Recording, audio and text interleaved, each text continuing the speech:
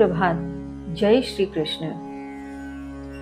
युद्ध भूमि में अर्जुन अपने विषाद की स्थिति को प्रकट करते हुए कौरव पक्ष व अपने पक्ष की तुलना करते हुए कहता है कि ये तो आतताई हैं, इनका क्या है।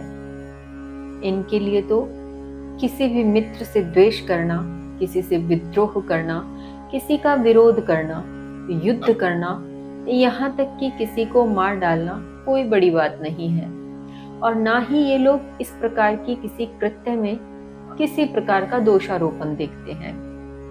इन्हें नहीं पता कि यह दोष है, या ये मानना नहीं चाहते कि यह दोष है, और इन दोषों से कुल का नाश हो जाता है। किंतु हम तो समझदार हैं, हम तो समझते हैं इसको भली भांति। और जब इस प्रकार के कृत्यों में दोष देखने वाले हमारे द्वारा ही यह कृत्य तब भी किया जाएगा, तो फिर इनमें और हम में अंतर ही क्या रहेगा।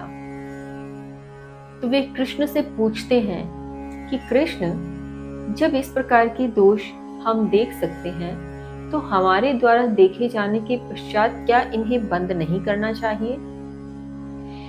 इसी क्रम को आगे ले जाते हुए वे कहते हैं, श्लोक संख्या 39। कुल अक्षे प्रणश्यन्ति कुल धर्मः सनातनः धर्मे नष्टे कुलं कृत संधर्मो अविभवत्युत संधर्मो अविभवत्युत। अर्जुन कह रहे हैं कि कुल का नाश हो जाने पर उस कुल की सभी शाश्वत परंपराएं नष्ट हो जाती हैं, और कुल धर्म के नष्ट हो जाने पर अधर्म उस कुल को बदल देता है। तात्पर्य यह है कि जब भी किसी संग्राम में, किसी युद्ध में, किसी भी कारण से किसी कुल का नाश होता है, तो उस कुल की सभी सनातन परंपराएं अर्थात शाश्वत परंपराएं नष्ट हो जाती हैं। यहाँ सबसे अधिक समझने वाली बात है सनातन शब्द के अर्थ की। वर्तमान की यदि बात करूं तो सनातन को केवल हिंदू धर्म के पर्याय के रूप में देखा जाता है। सनातनी को हिंदू धर्म की संज्ञा अर्थात संज्ञा, सही उच्चारण तो इस शब्द का है संज्ञा, अतएव मैं संज्ञा ही उच्चारित करूंगी। तो वर्तमान की यदि बात करें तो किसी भी हिंदू धर्मी को सनातनी की संज्ञा दे दी जाती है, जबकि गौर करने लायक बात है कि सनातन का शाब्दिक अर्थ होता है शाश्वत। शाश्वत अर्थात अटल, या जो नियत है, जो प्रमाणिक है, जो शाश्वत है, सत्य है। हाँ, ये बात और है कि सबसे प्राचीन धर्म हिंदू धर्म होने के कारण उसे शाश्वत धर्म के उपाधि मिली, या उसे शाश्वत धर्म भी माना गया। अतएव हिंदू धर्म को शाश्वत धर्म या शाश्वत सनातन धर्म कहा जाने लगा। किंतु इसका यह अर्थ नहीं है कि अन्य धर्म शाश्वत नहीं है, अन्य धर्म सनातन नहीं है। यहाँ सनातन हिंदू का पर्याय नहीं है, यहाँ सनातन का शाब्दिक अर्थ है शाश्वत अर्थात सत्य।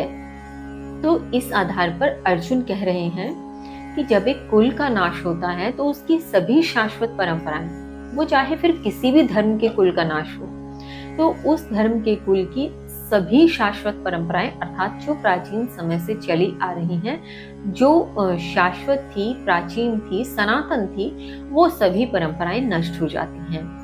और ऐसे कुल के धर्म का जब विनाश होता है, तो जो अधर्म बाकी रह जाता है, वो अधर्म उस बचे हुए कुल को, यानी उस कुल में जो भी अवशेष बचे हैं, चंद लोग, चंद जन कह सकते हैं, तो उन्हें भी बदल देता है। अर्थात अधर्म जब उसको बदल देगा तो आने वाले समय में उस कुल का धर्म अधर्म की कसौटी पर होगा, अधर्म की नींव पर खड़ा होगा, और उसका संपूर्ण धर्म का विनाश हो चुका होगा। इसी क्रम में अर्जुन आगे कहते हैं, श्लोक संख्या 40। अधर्माभिभवात् कृष्ण प्रदुष्यन्ति कुलश्रेयः स्त्रीषु दुष्टासु वार्ष्ण्ये जायते वर्णशंकर, जायते वर्णशंकर। हे कृष्ण, अधर्म के प्रमुख होने से कुल की स्त्रियां दूषित हो जाती हैं। हे वृष्णिवंशी, स्त्रीत्व के दूषित हो जाने पर अवांछित संतानें उत्पन्न होती हैं। अर्जुन यहाँ कहना चाह रहे हैं कि जब एक कुल का विनाश होता है, यहाँ कुल के विनाश से तात्पर्य उस कुल के, उस वंश के पुरुषत्व भाग से माना जाए, क्योंकि किसी भी संग्राम अथवा युद्ध में पुरुषों की ही भागीदारी होती थी।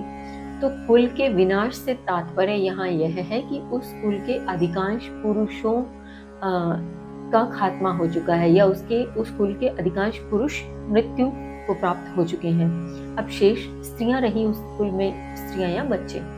तो ऐसा माना जाता है या ऐसा कहा गया कि जब किसी कुल का विनाश होता है तो जो स्त्रियां हैं वो दूषित हो जाती हैं।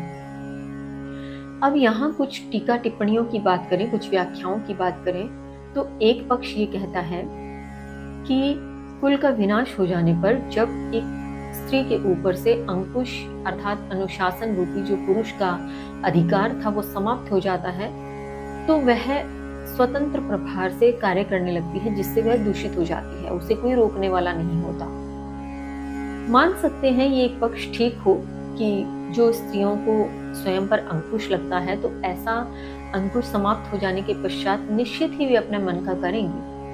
किंतु दूसरा पक्ष भी उतना ही प्रबल है, दूसरे पक्ष को देखा जाना भी उतना ही अनिवार्य है। दूसरा पक्ष यह कहता है कि जब एक कुल का नाश होता है, उस कुल के पुरुषों की संख्या समाप्त हो जाती है या खत्म होने को होती है प्राय, तब उस कुल में जो स्त्रियां रहती हैं उन्हें दूषित कर दिया जाता है अन्य पुरुषों द्वारा, कभी जबरदस्ती से तो कभी किसी और माध्यम से। तो जब इस प्रकार की स्थिति होती है, स्त्रियां या तो दूषित होती हैं या दूषित कर दी जाती हैं। दोनों ही स्थितियों में जो संतान उत्पन्न होती है वो अवांछित होती है, जिसे आज की भाषा में मैं यदि कहूँ तो नाजायज संतानें, जिसे कभी किसी बलात्कार के पश्चात यदि कोई महिला गर्भवती होती है तो उससे जो संतान उत्पन्न होती है उसे इसी प्रकार की संज्ञा दी जाती है। संज्ञा अर्थात संज्ञा, सही उच्चारण है संज्ञा। तो ठीक वही बात इस श्लोक के माध्यम से भी कही जा रही है कि जब स्त्रियां दूषित होती हैं या कर दी जाती हैं तो उनके उस पुरुष के साथ संयोग से जो भी संतान उत्पन्न होती है वो अवांछित संतान होती है। अवांछित से तात्पर्य शाब्दिक अर्थ के रूप में देखें तो चाही नहीं गई है। इसी क्रम में अर्जुन आगे क्या कहते हैं श्री कृष्ण से, आगे की बात करेंगे कल। तब तक के लिए जय श्री कृष्ण।